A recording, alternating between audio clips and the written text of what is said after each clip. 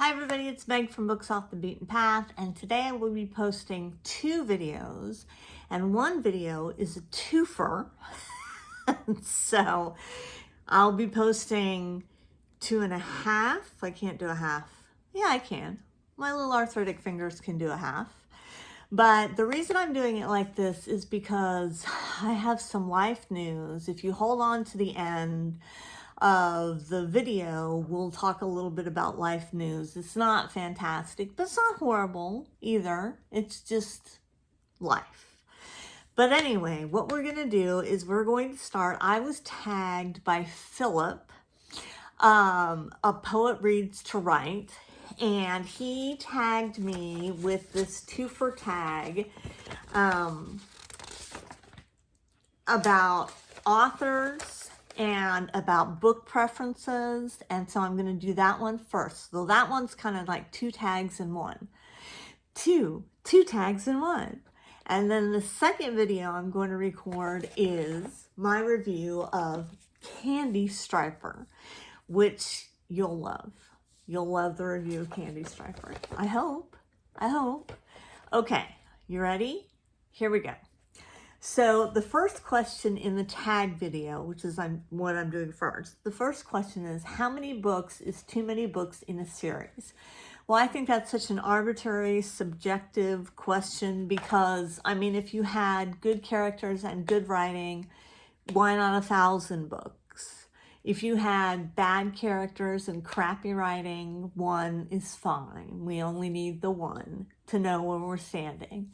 I read all the Harry Potter series. I was one of those people that stood outside the bookstore at midnight waiting for the Harry Potters to come out so we could buy them and everything like that. And, you know, I've read several series, cozy mystery series in my day. And I just think that that's such a subjective, arbitrary question that I'm going to pass. So pass. Let's go to the next one. Hardcover or paperback? To read, definitely paperback, because I read in bed, and you know, hardcovers can be a little bit intimidating when you're trying to read in bed, because I read in bed and I like the feel of a paperback. I like the softness to it. It's very comforting to me. But if I want to display a book, or if I really want to pay homage to that book, I will get the hardcover copy of it. Okay, next question. The most recent book you just couldn't finish. Well, I'm going to put, well, this is it. It's right here. What's it called? The Ghouls of Miskatonic. And this one, I had high hopes for. I really did. I was very excited about it. I wanted to read it. But then it got a little too science fiction-y for me. And the science fiction-y for me was the monsters were just goofy.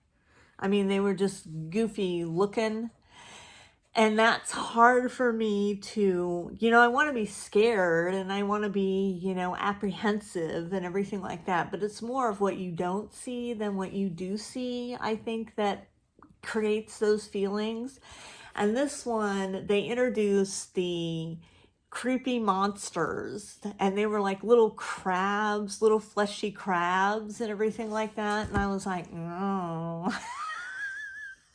sorry, putting it down. So I put it down, just like I did there. Put it down again. Okay, a book you can always reread. I have two. Let me find them. First one is, and this goes back to my paying homage to a book. This is one of my beautiful collector's copies of Jane Eyre, which is one of my favorite books, probably one of my top 3 favorite books. I have multiple copies of this book. This one I would never actually read because it is so beautiful, and it has these little surprises in it along the way. And let me show you that. Look at these illustrations. Isn't that gorgeous? And I just wouldn't want my grubby fingers to mess it up. But Jane Eyre, The Laughter from the Attic, The Fire in the Bedroom, Mr. Rochester. Oh, love it.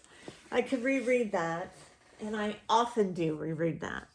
My second reread that I reread all the time, and I talk about it so much that people are sick of me talking about it, but I'm going to talk about it again, is Mary Roberts Reinhardt, The Red Lamp. This is by far one of the best books I've ever read. Is Uncle Horace haunting the lake house? Or is it just a series of coincidences and weird happenings that doesn't have anything to do with Uncle Horace? The red lamp coming on and off, the coughing in the middle of the night, the sheep being gutted in sacrificial ways, the young lovers. What is going on in The Red Lamp? I have a couple of copies of The Red Lamp too, but one of my all-time favorites, Red Lamp. Definitely a reread for me. Usually, I wouldn't say every year, but like every other year, I would reread it. Okay. One POV or multiple POVs? I like multiple POVs. I like one POV. I mean, that's kind of a subjective, arbitrary question too, because it depends on the story. I would say I would probably lean towards multiple POVs, but then the one POV, especially in a mystery, is I think more fun because you're following along with one person and you only get to see what the one person sees and you have to piece it together from that. So multiple POVs if I'm reading an adventure story or a thriller or something like that. But if it's a mystery story, if it's just a straight mystery story, then give me one. Just give me one person to hang out with. And that's all I need. We'll be good friends and we'll hang out. We'll figure out the mystery. Least favorite book. I'm going to put a picture of it up here. It's called Crimson Roses. I gave it a 1 star. It was one of the most horrible books I've ever read. It was about this girl. I don't even remember it. I think I blocked it.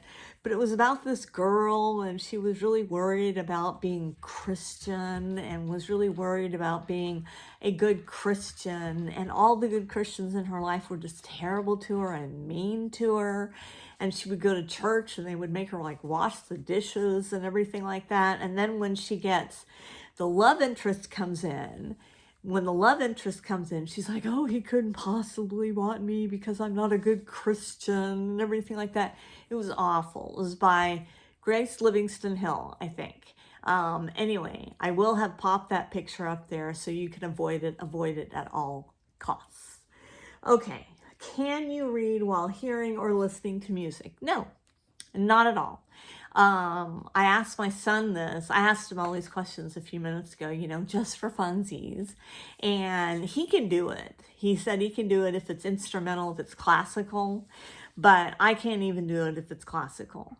I mean, I have to have complete silence when I'm reading because I go into the book. I don't know if you do that, but I actually go all the way into the book.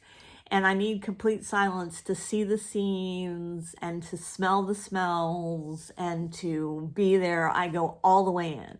If it's a good book, I go all the way in. Okay, so that's the first set of questions. Now, the second set of questions I think is a little bit more fun. And I get to introduce you to one of my favorite mystery authors, which I am surprised people are not as familiar with her as they should be because there's a lot of floss tube out there. And that person is Monica Ferris. So Monica Ferris has Betsy Devonshire is our main protagonist in this. And she has, through the death of her sister, inherited a needle workshop. And she has cross stitch and needlepoint and knitting and crochet and all kinds of things in there. And she solves mysteries. And I just loved it. The name of the needlepoint shop is called Cruel World, spelled Crewel, like cruel work, in the 70s when they were doing that. And she's wonderful. I've got I need to get all of them. I had the first one, which I absolutely love, but I think I've given it away. I think I've loaned it out, and then somebody hasn't given it back to me. But I've got Hanging by a Thread, Knit Your Own Murder, A Stitch in Time, and I've got 2 or 3 others that I've got dispersed around the house somewhere that I don't know exactly where they are. But I'm telling you, just being in her world is so soothing to me. I would love, because that's a goal of mine, is that if I ever retire, I want to work at a needle workshop. I want to work, it's not a craft shop. Don't say craft. Don't say craft like that to me. Because craft to me makes me think of kindergartners. Like, we're going to do craft. It's craft day. We're going to sew macaronis together and everything like that. No, these are, they call them the gentle arts, the domestic arts, and they're beautiful. And because I'm so into it, I'm so into floss tube, I thought a while about making a floss tube channel, and I've made a couple of floss tubes videos. But I am a monogamous stitcher. I want to be a stitcher that stitches on several projects at one time, but I'm just not. I'm a monogamous stitcher. So I want to show you what I'm working on. This is my Witch's Bell Pole. You know, like in the whatever age it was in Downton Abbey time, they would pull the bell to get the servants to come up. Well, many of those were highly decorated, and this is the witch's one. And it's just coming along brilliantly. I'm very proud of it. So those are the answers to my tag questions. I don't know who I'm going to tag. I'm definitely going to tag Heather Reads, but she's probably, this tag is so old, I think she's probably already done it. So Heather, if you've already done this tag, don't worry about it. But I wanted to tag somebody else, and thank you so much, Philip, for tagging me. And I'm going to close out of this one, and then I'm going to reopen with my review of Candy Striper. Oh, I forgot. I'm always forgetting this. Give me a like, hit subscribe, and leave me a comment. I've been getting so many great comments lately. I'm all about the comments. Give me the comments. Stick it in my veins. I love the comments. So I will check you later.